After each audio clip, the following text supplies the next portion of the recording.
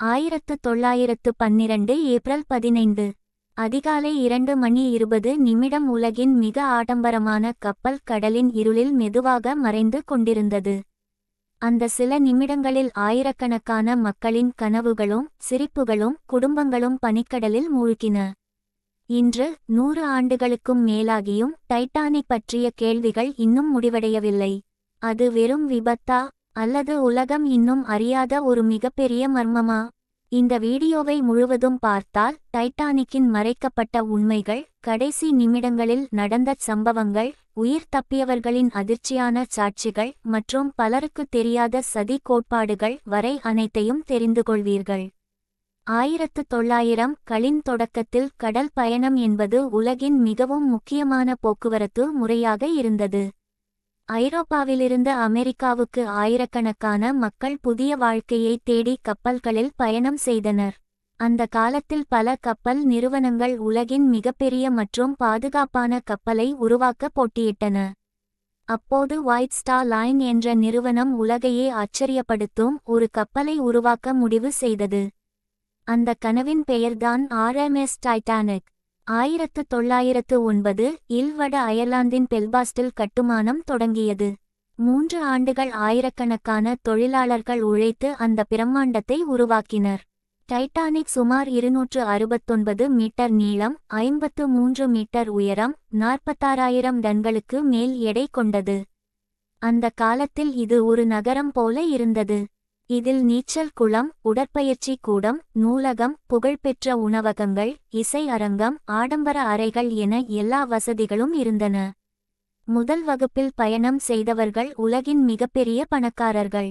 3ஆம் வகுப்பில் பயணம் செய்தவர்கள் புதிய வாழ்க்கைக்காக அமெரிக்கா செல்லும் சாதாரண மக்கள். ஆனால் விதி பணக்காரனுக்கும் ஏழைக்கும் ஒரே முடிவை எழுதிக் கொண்டிருந்தது.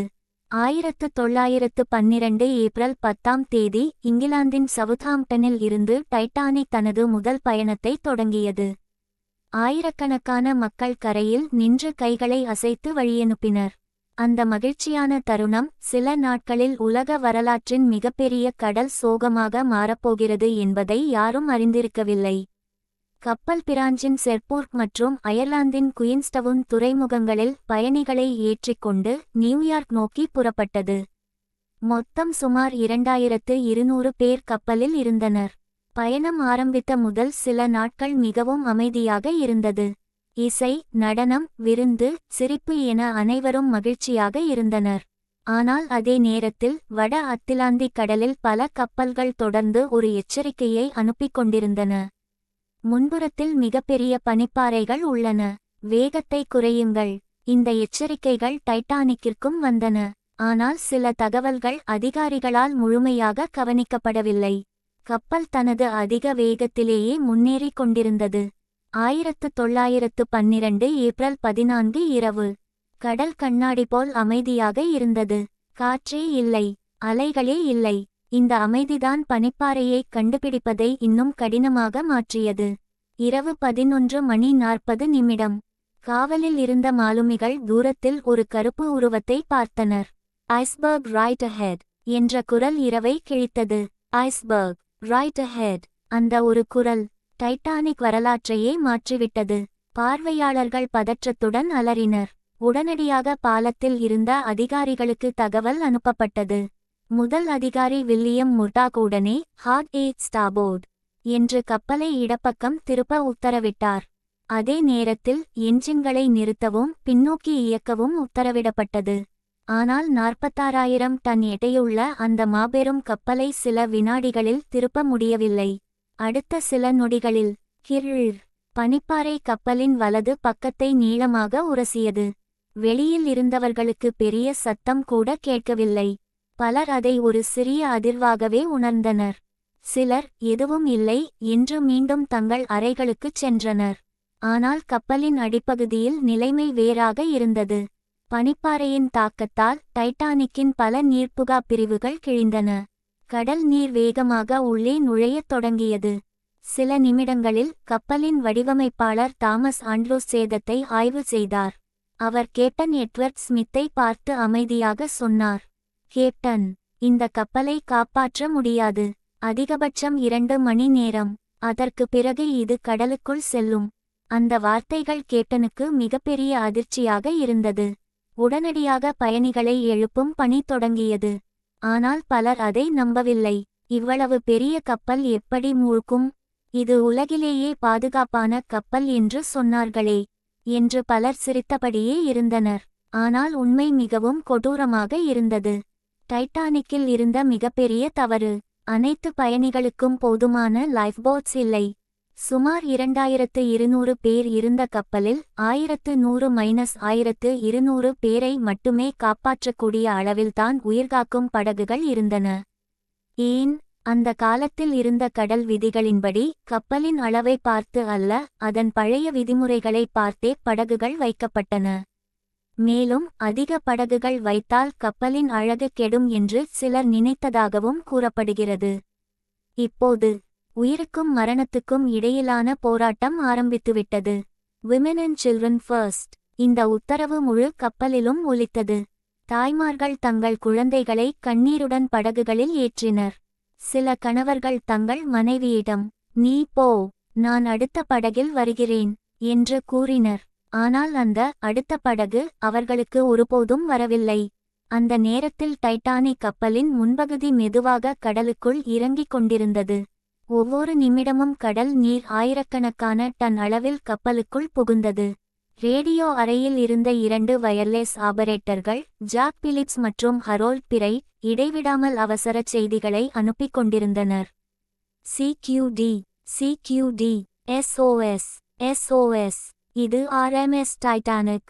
எங்களுக்கு உடனடி உதவி தேவை. அந்த அவசரச் சிக்னலை பல கப்பல்கள் பெற்றன. அவற்றில் மிகவும் அருகில் இருந்தது காப்பேதியா. ஆனால் அது சுமார் 58 மைல் தொலைவில் இருந்ததால் முழு வேகத்தில் வந்தாலும் குறைந்தது 4 மணி நேரம் ஆகும். மற்றொரு கப்பலான கலிஃபோர்னியன் இன்னும் அருகில் இருந்தது. ஆனால் அதன் ரேடியோ ஆபரேட்டர் அந்த நேரத்தில் தூங்கச் சென்றிருந்தார்.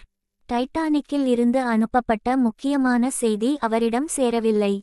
இந்த ஒரு சம்பவம் இன்றுவரை டைட்டானிக் வரலாற்றின் மிகப்பெரிய சர்ச்சைகளில் ஒன்றாகவே உள்ளது. இதற்கிடையில் கப்பலின் இசைக்குழு ஒரு அதிர்ச்சியான முடிவை எடுத்தது. மக்கள் பதற்றமடையாமல் இருக்க அவர்கள் கடைசி நிமிடம் வரை இசை வாசித்தனர். பயணிகள் ஓடிக்கொண்டிருந்தார்கள். குழந்தைகள் அழுது கொண்டிருந்தார்கள். ஆனால் அந்த இசை மட்டும் நின்றதே இல்லை. உயிர் பிழைத்த பலரின் சாட்சியங்களின்படி அந்த இசைக்கலைஞர்கள் தாங்கள் உயிர் தப்ப மாட்டோம் என்று தெரிந்திருந்தும் தங்கள் கடமையை விட்டுவிடவில்லை. இறுதிவரை இசை வாசித்த அவர்கள் அனைவரும் அந்த இரவில் உயிரிழந்தனர். அதற்குள் கப்பலின் சாய்வு அதிகரித்தது. டெக்கில் நிற்கவே முடியாத நிலை ஏற்பட்டது. மக்கள் ஒருவர் மீது ஒருவர் விழுந்தனர். சிலர் கடலில் குதித்தனர். ஆனால் வட அத்திலாந்திக் கடலின் வெப்பநிலை கழித்தல் குறியீடு 2 பாகை செல்சியஸ் அளவுக்கு இருந்தது. அந்த குளிர்ந்த நீரில் விழுந்தவர்கள் சில நிமிடங்களிலேயே உடல் உறைந்து உயிரிழக்கத் தொடங்கினர். கப்பலின் முன்பகுதி முழுவதும் கடலுக்குள் மறைந்தது. பின்பகுதி மட்டும் வானத்தை நோக்கி உயர்ந்தது. அப்போது ஒரு மிகப்பெரிய இரும்பு உடையும் சத்தம். டைட்டானிக் 2 துண்டுகளாக உடைந்தது. முன்பகுதி முதலில் கடலின் அடிக்குச் சென்றது. சில நிமிடங்கள் கழித்து பின்பகுதியும் செங்குத்தாக நின்றபடி கடலுக்குள் மறைந்தது. 1912 ஏப்ரல் 15. அதிகாலை நள்ளிரவு 2:20. உலகின் மிகப்பெரிய மூழ்காத கப்பல் என்று புகழப்பட்ட டைட்டானிக் கடலின் அடியில் மறைந்தது. ஆனால் அதுதான் இந்த கதையின் முடிவு இல்லை. உண்மையான மர்மங்கள் அதற்கு பிறகுதான் ஆரம்பமானது. டைட்டானிக் கடலின் அடியில் மறைந்த பிறகு உலகம் முழுவதும் ஒரு கேள்வி மட்டுமே ஒலித்தது. இவ்வளவு பாதுகாப்பான கப்பல் எப்படி மூழ்கியது? அதற்கான பதிலை தேடி நூற்றுக்கணக்கான விசாரணைகள் நடந்தன. ஆனால் ஒவ்வொரு விசாரணையும் ஒரு புதிய மர்மத்தையே உருவாக்கியது. மர்மம் 1. பனிப்பாறை எச்சரிக்கைகள் ஏன் புறக்கணிக்கப்பட்டன? விபத்து நடந்த நாளில் மட்டும் டைட்டானிக்கிற்கு பல ஐஸ்பர்க் வார்னிங் செய்திகள் வந்தன. சில செய்திகள் கேப்டனிடம் சென்றன. சில செய்திகள் ரேடியோ அறையிலேயே தாமதமானதாக கூறப்படுகிறது. பல வரலாற்றாசிரியர்கள் கூறுவது என்னவென்றால், அந்த நாள் பயணிகளின் தனிப்பட்ட தந்தி டெலிகிராம் செய்திகள் அதிகமாக இருந்ததால் ரேடியோ ஆபரேட்டர்கள் அவற்றை அனுப்புவதிலேயே பிஸியாக இருந்தனர். இதனால் சில முக்கியமான பனிப்பாறை எச்சரிக்கைகள் உடனடியாக நடவடிக்கையாக மாறவில்லை. மர்மம் 2. ஏன் கப்பல் வேகத்தை குறைக்கவில்லை? அந்த இரவில் கடல் மிகவும் அமைதியாக இருந்தது. இப்படிப்பட்ட சூழலில் பனிப்பாறைகளை கண்டுபிடிப்பது இன்னும் கடினம். இருந்தாலும் டைட்டானிக் சுமார் 22 நாட்ஸ் வேகத்தில் பயணம் செய்தது. சிலர் கூறுவது முதல் பயணத்தில் சாதனை நேரத்தில் நியூயார்க் செல்ல வேண்டும் என்ற அழுத்தம் இருந்ததாக. ஆனால் இதை உறுதிப்படுத்தும் ஆதாரம் இல்லை. மர்மம் 3. ஒலிம்பிக் கப்பல் சதி. இது மிகவும் பிரபலமான சதி கோட்பாடு. டைட்டானிக்கிற்கு சகோதரி கப்பலாக ஒலிம்பிக் என்ற கப்பல் இருந்தது. ஒரு விபத்தில் ஒலிம்பிக் சேதமடைந்ததால் அதையே டைட்டானிக் என்று பெயர் மாற்றி காப்பீட்டு பணம் பெற திட்டமிட்டார்கள் என்று சிலர் கூறுகின்றனர். ஆனால் வரலாற்று ஆய்வாளர்கள் மற்றும் கப்பல் நிபுணர்கள் இந்த கோட்பாட்டை ஏற்கவில்லை. கப்பல்களின் கட்டுமான விவரங்கள், உதிரிபாக எண்கள், பின்னர் கடலடியில் கண்டுபிடிக்கப்பட்ட சிதைவுகள் ஆகியவை அது உண்மையான டைட்டானிக் என்பதை காட்டுகின்றன. மர்மம் 4. மம்மியின் சாபம். ஒரு வதந்தியின்படி எகிப்தில் இருந்து கொண்டுவரப்பட்ட ஒரு மம்மி காரணமாக இந்த விபத்து நடந்ததாக பல ஆண்டுகளாக பேசப்பட்டது. ஆனால் உண்மையில் அந்த மம்மி டைட்டானிக்கில் இருந்ததற்கான எந்த வரலாற்று ஆதாரமும் இல்லை. இது பின்னர் உருவான ஒரு கற்பனை கதையாகவே கருதப்படுகிறது. மர்மம் 5. அருகிலிருந்த கப்பல் ஏன் உதவவில்லை?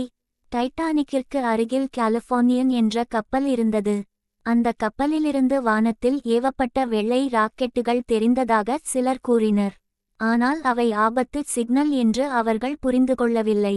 அந்த இரவில் அவர்கள் உடனடியாக உதவிக்கு வந்திருந்தால் நூற்றுக்கணக்கான உயிர்களை காப்பாற்றியிருக்கலாம் என்று பல வரலாற்று ஆய்வாளர்கள் நம்புகின்றனர். டைட்டானிக் மூழ்கிய பிறகு பல ஆண்டுகள் கடந்துவிட்டன. உலகம் முழுவதும் ஒரு கேள்வி மட்டும் இருந்தது. டைட்டானிக் இப்போது எங்கே இருக்கிறது? கடலின் ஆழம் சுமார் 3800 மீட்டர். அந்த அளவு ஆழத்தில் மனிதர்கள் சாதாரணமாக செல்ல முடியாது. பல ஆண்டுகள் தேடியும் டைட்டானிக் கண்டுபிடிக்கப்படவில்லை. சிலர் அது முழுவதும் சிதைந்துவிட்டது என்றார்கள். சிலர் அது வேறு இடத்தில் இருக்கிறது என்றார்கள். ஆனால் 1985 செப்டம்பர் 1 அன்று அமெரிக்க கடலியல் ஆய்வாளர் டாக்டர் ராபர்ட் பாலர் தலைமையிலான குழு ஒரு அதிசயத்தை செய்தது. அவர்கள் கடலடியில் பெரிய இரும்பு அமைப்புகளை கண்டுபிடித்தனர். கேமரா மெதுவாக அருகே சென்றது. அப்போது திரையில் தெரிந்தது டைட்டானிக். உலகம் முழுவதும் அதிர்ச்சி அடைந்தது. 73 ஆண்டுகளாக கடலின் இருளில் மறைந்திருந்த டைட்டானிக் மீண்டும் உலகத்தின் கண்முன் வந்தது. ஆனால் இன்னொரு அதிர்ச்சி காத்திருந்தது. டைட்டானிக் ஒரே துண்டாக இல்லை. அது 2 பெரிய பகுதிகளாக உடைந்து ஒன்றிலிருந்து ஒன்று சுமார் 600 மீட்டர் தூரத்தில் கிடந்தது. இதன் மூலம் கப்பல் மூழ்கும் முன் உடைந்ததா என்ற விவாதம் முடிவுக்கு வந்தது. கடலடியில் கண்டுபிடிக்கப்பட்ட காட்சிகள் மிகவும் மனதை உலுக்கியவை. ஆடம்பரமான படிக்கட்டுகள் காணாமல் போயிருந்தன. இரும்புகள் துருப்பிடித்திருந்தன. பாத்திரங்கள், காலணிகள், கடிகாரங்கள், பயணிகளின் தனிப்பட்ட பொருட்கள் இன்னும் அங்கே இருந்தன. சில இடங்களில் மனிதர்கள் இருந்திருக்கக்கூடிய தடயங்களும் இருந்தன. ஒரு ஜோடி காலணிகள் அருகருகே கிடந்த காட்சி உலகையே அமைதியாக்கியது. அந்த காலணிகளின் உரிமையாளர் யார்? அவர் அந்த இரவில் என்ன நினைத்தார்? யாருக்கும் தெரியாது. Hash hash hash. கடலின் அடியில் இன்று என்ன நடக்கிறது? டைட்டானிக் மெதுவாக மறைந்து கொண்டிருக்கிறது. கடலடியில் வாழும் சிறப்பு நுண்ணுயிரிகள் இரும்பை உண்ணுகின்றன. அவை உருவாக்கும் துரு அமைப்புகள் ரஸ்டிகல்ஸ் என்று அழைக்கப்படுகின்றன. விஞ்ஞானிகள் கூறுவதன்படி இன்னும் சில தசாப்தங்களில் டைட்டானிக்கின் பெரும்பாலான பகுதிகள் முற்றிலும் சிதைந்து போகலாம். அதாவது இன்று நாம் பார்க்கும் டைட்டானிக் எதிர்கால தலைமுறைகள் பார்க்க முடியாமல் போகலாம். இந்த விபத்து உலகத்தை எப்படி மாற்றியது? டைட்டானிக் விபத்துக்கு பிறகு சர்வதேச கடல் சட்டங்கள் முழுமையாக மாற்றப்பட்டன. எல்லா பயணிகளுக்கும் போதுமான லைஃப்போட்ஸ் கட்டாயம். 24 மணி நேர ரேடியோ கண்காணிப்பு கட்டாயம். பனிப்பாறை கண்காணிப்பு அமைப்புகள் உருவாக்கப்பட்டன. கடல் பாதுகாப்பு பயிற்சிகள் கட்டாயமாக்கப்பட்டன. இன்று உலகின் ஒவ்வொரு பெரிய கப்பலிலும் காணப்படும் பல பாதுகாப்பு விதிகளின் பின்னால் டைட்டானிக்கின் உயிரிழப்புகள் இருக்கின்றன. ஆனால் டைட்டானிக் ஒரு விபத்து மட்டுமல்ல, அது மனித அகம்பாவத்தின் நினைவுச் சின்னம். இந்த கப்பலை கடவுளாலும் மூழ்கடிக்க முடியாது என்று கூறப்பட்டதாக பிரபலமான கதை ஒன்று உள்ளது. அது உண்மையா என்பது விவாதமானாலும் மனிதன் இயற்கையை முழுமையாக வெல்ல முடியாது என்ற பாடத்தை டைட்டானிக் உலகிற்கு கற்றுக் கொடுத்தது. இறுதி பகுதி டைட்டானிக் இன்னும் ஏன் உலகின் மிகப்பெரிய மர்மம்?